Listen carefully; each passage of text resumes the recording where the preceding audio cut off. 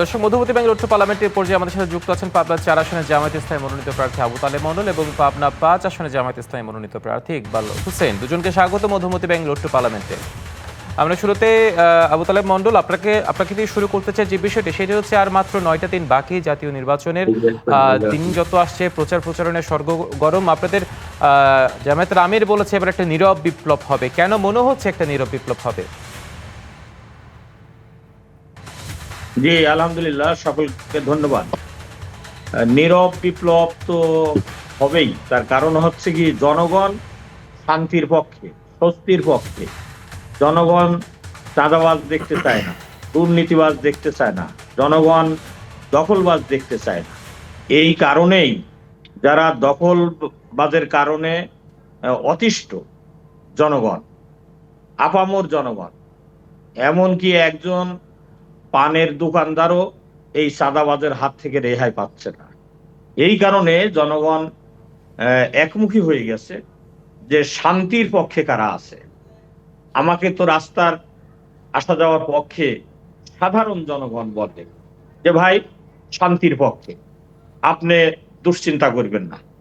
এবারে সকলেই আমরা একমুখী হয়েছি, বিশেষ করে ঈশ্বরদী এবং আটঘরিয়ার জনগণ, নারী পুরুষ, আবাল বৃদ্ধ বনিতা, খেটে খাওয়া মানুষ, কৃষক শ্রমিক, সকলের মুখে একই কথা যে আমরা দাঁড়িপাল্লার বিজয় দেখতে চাই এবং দাঁড়িপাল্লাকে আমরা বিজয় করব ইনশাআল্লাহ।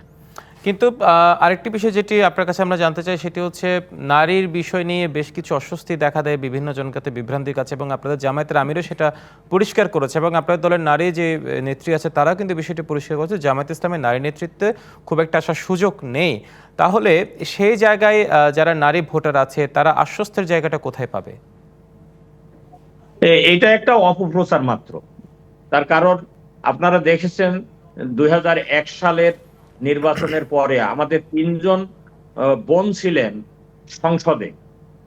তারা তো দেখিয়েছেন, সারা দুনিয়ার কাছে দেখেছেন, বাংলাদেশের মানুষের কাছে দেখেছেন যে মহিলারাও আপনার এমপি হতে পারে, মানুষের সেবা করতে পারে, দেশ গড়ার কাজে তারা অগ্রণী ভূমিকা রাখতে পারে। অতএব নারীদের ব্যাপারে এই ধরনের অমূলক এবং অপপ্রচার ছাড়া আর কিছুই নয়। নারীরা তো সবচাইতে বেশি ভোট দিচ্ছে এবারে দাঁড়িপাল্লাতে। আমি যেখানেই যাচ্ছি উপচে পড়ছে নারীদের সমাবেশে। নারীরা নিরাপদ মনে করে জামায়াত ইসলামীর নেতৃত্বকে।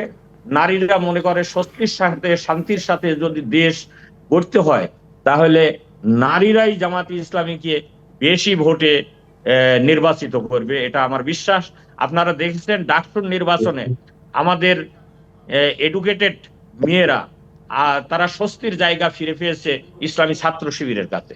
এবং জাতীয় পর্যায়ের যত নির্বাচন হবে সেখানে নারীরাই বেশি ভোট দিবে বলে আমাদেরকে আশ্বস্ত করছে এবং নারীরাও একমুখী হয়ে গেছে জামায়াত ইসলামীর দাঁড়িপাল্লাকে বিজয় করবে ইনশাআল্লাহ। আপনি থাকুন আমাদের সাথে আরেকজন প্রার্থী আছে আপনারই দলের, সে ইকবাল হোসেন। আপনার কাছে এবার বেশ কিছু প্রশ্নের উত্তর আমরা জানতে চাই। যে বিষয়টি সেটি হচ্ছে নির্বাচনী মাঠে কতটা চ্যালেঞ্জ অনুভব করছেন, যেহেতু বিএনপি মাঠে আছে, আওয়ামী লীগ নেই, জাতীয় পার্টি দ্বিধান্বিত, সবকিছু মিলিয়ে তাদের নিশ্চয়ই একটা ভোট ব্যাংক আছে। সেই ভোট ব্যাংকগুলো নিয়ে আপনাদের পরিকল্পনা কি, আর বিএনপি কতটা চ্যালেঞ্জ আপনাদের জন্য নির্বাচনী মাঠে? জি, বিসমিল্লাহির রহমানির রহিম। ডিবিসি নিউজকে ধন্যবাদ। 72 পাবনা 5 আসন বাংলাদেশের একটি গুরুত্বপূর্ণ আসন। এই আসনে মাওলানা আব্দুল সুবহান বারবার এখান থেকে এমপি নির্বাচিত হয়েছিলেন। আগামী 12ই ফেব্রুয়ারি নির্বাচনে আমি এখানে জামাত মনোনীত 11 দল সমর্থিত প্রার্থী হিসাবে নির্বাচনে প্রতিদ্বন্দ্বিতা করছি। আলহামদুলিল্লাহ, সারা দেশের মতো পাবনা সদর উপজেলার মানুষ, আপামর জনগণ দাঁড়িপাল্লার পক্ষে ভোট দেওয়ার জন্য অধীর অপেক্ষা করছে। নির্বাচনী পরিবেশের ব্যাপারে আপনারা দেখেছেন আমাদের প্রতিপক্ষ আচরণবিধি নিয়মিতভাবে লঙ্ঘন করছে, মহিলাদেরকে হেনস্থা করছে, বিভিন্ন রকম অপপ্রচার চালাচ্ছে। তবে এবারে নির্বাচনে কোনো অপপ্রচারই কাজে লাগছে না। যেভাবে বিশ্ববিদ্যালয়গুলো ছাত্র সংসদ নির্বাচনে শিবির সম্পর্কে বিভিন্ন রকম অপপ্রচার চালিয়ে কোনো লাভ হয় নাই, আমাদের সারা দেশের মতো পাবনাতে কোনো অপপ্রচার কাজে লাগবে না। জনগণ 12 তারিখে দাঁড়িপাল্লা প্রতীকে ভোট দিয়ে আমাদেরকে নির্বাচিত করে ন্যায় ইনসাফ ভিত্তিক বৈষম্যহীন মানবিক ইনসাফের একটা রাষ্ট্র এই জাতি উপহার পাবে এবং এই রাষ্ট্রের গর্বিত নাগরিক হবে এদেশের জনগণ, পাবনার আপামর জনসাধারণ, ইনশাআল্লাহ। নিশ্চয়ই আরেকটি বিষয় যে আমরা কাছ থেকে জানতে চাই সেটি হচ্ছে, আপনারা ইশতেহার ইতিমধ্যে বিএনপি তাদের 31 দফা দিয়েছে, আপনারাও বলছেন যে ইশতেহার ঘোষণা করবেন, সেখানে আসলে গুরুত্ব দেবেন কোন বিষয়টিকে? আমাদের নির্বাচনী ইশতেহার জাতীয়ভাবে আপনারা জানেন আমিরে জামাত ঘোষণা করেছে হোটেল শেরাটনে পলিসি সামিটে।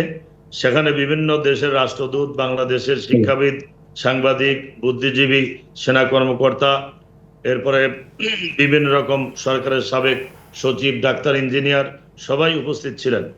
আমরা স্পষ্ট ঘোষণা করছি আগামী দিনে যে বাংলাদেশ গড়ব এটা সবার বাংলাদেশ, সবাই মিলে বাংলাদেশ, এসো গড়ি বাংলাদেশ।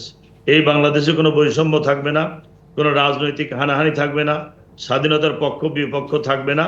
এই বাংলাদেশে সবাই মান সম্মান নিয়ে বসবাস করতে পারবে এবং এমন একটা বাংলাদেশ আমরা গড়তে চাই, এই যে অমুককে ফাঁসি দাও, অমুককে নিষিদ্ধ করো, এ জাতীয় কোনো রাজনৈতিক প্রতিহিংসা আগামীর বাংলাদেশে ইনশাল্লাহ থাকবে না। আমাদের এখানে নির্বাচনী ইশতেহারে স্পষ্ট বলা হয়েছে একটা শিশু জন্মগ্রহণ করলে 5 বছর পর্যন্ত রাষ্ট্র তার দায়িত্ব নেবে। সিনিয়র সিটিজেন 60 বছর বয়স হলে মৃত্যু পর্যন্ত রাষ্ট্র তার দায়িত্ব গ্রহণ করবে।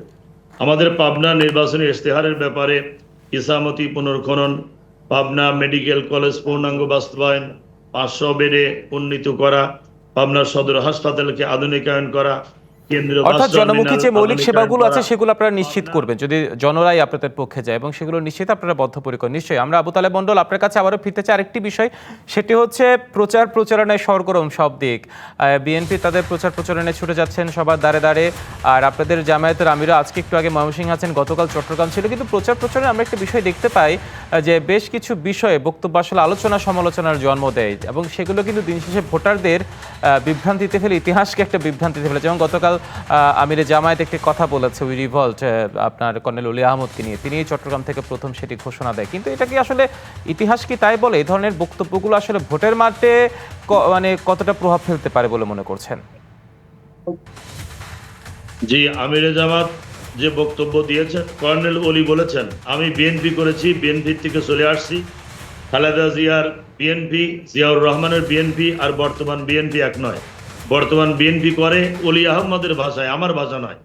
সেখানে বলছে যে সাদাবাজ, মাস্তান, অন্য দেশের চররা এখন বিএনপি করে, এজন্য আমি বিএনপি থেকে চলে আসছি। সুতরাং আর বিএনপির নেতৃবৃন্দ যে কথা বলছে, আমরা গুপ্ত সংগঠন। বাংলাদেশ জামাত ইসলামীর আমির গোলাম আজম সাহেবের জানাজায় বাইতুল মুকাররমের লক্ষ লক্ষ মানুষ হয়েছিল। না, আমাদের প্রশ্ন ছিল সেটি নয়, প্রশ্ন আপনার কাছেও ছিল না বেসিক্যালি, যেহেতু আপনি উত্তর দিচ্ছেন আপনার কাছে আসতে পারে, যেহেতু আপনারা দুজনেই একই দলের সমর্থক। সেটি হচ্ছে আসলে উনি যেটি বলেছে যে কর্নেল অলি আহমদ নিজে বলেছে উই রিভল্ট, আসলে বিষয়টি কি জিয়াউর রহমানকে তো আমরা জানি তিনি সেখানে ঘোষণা করেছেন, তার আগে নিজেই বলেছেন, কর্নেল অলি নিজেই বলেছে, সেখানে আমিরে জামায়াতের কথা আসলে কতটা বিভ্রান্তিতে ফেলেছে, আদৌ কি তাই, বা ভোটের মাঠে কতটা প্রভাব ফেলবে? না, ভোটের মাঠে কোনো প্রভাব ফেলবে না। নতুন প্রজন্ম এবং বাংলাদেশের বৈষম্য বিরোধী ছাত্র আন্দোলনের যারা সমন্বয়ক ছিল, তরুণ ছাত্র যুব সমাজের আইকন হচ্ছে ডাক্তার শফিকুর রহমান, এবং তিনি নতুন বাংলাদেশ গড়বেন, পরিবর্তন আনবেন। আচ্ছা, যাই হোক, উত্তরটি স্পষ্ট নেই। আমরা আবু তালেব মণ্ডল আপনার কাছে ফিরতে চাই, সেটি হচ্ছে ভোটের মাঠে লেভেল প্লেইং ফিল্ড কতটা নিশ্চিত হচ্ছে বলে মনে করেছেন? আপনার ডিভাইসে একটু আনমিউট। এই বিষয়টি আপনাদের মাধ্যমে আমি দেশবাসীকে, বিশেষ করে ঈশ্বরদী এবং আটঘরিয়াবাসীকে বলতে চাই, লেভেল প্লেইং ফিল্ডটা এখনো তৈরি হয় নাই। আমার প্রতিপক্ষ সম্মানিত বন্ধুরা লেভেল প্লেইং ফিল্ডের ব্যাপারে, এমনকি আমার প্রতিপক্ষ ভাইয়ের স্টেজ থেকে ঘোষণা দেওয়া হয়েছে যে জামাতের কোনো ভোটারকে সেন্টারে আসতে দেওয়া হবে না। গত পরশু দিন এই ঘোষণা দিয়েছে। আমি বিষয়টি ইতিমধ্যেই রিটার্নিং অফিসার, সহকারী রিটার্নিং অফিসারের কাছে পৌঁছিয়েছি।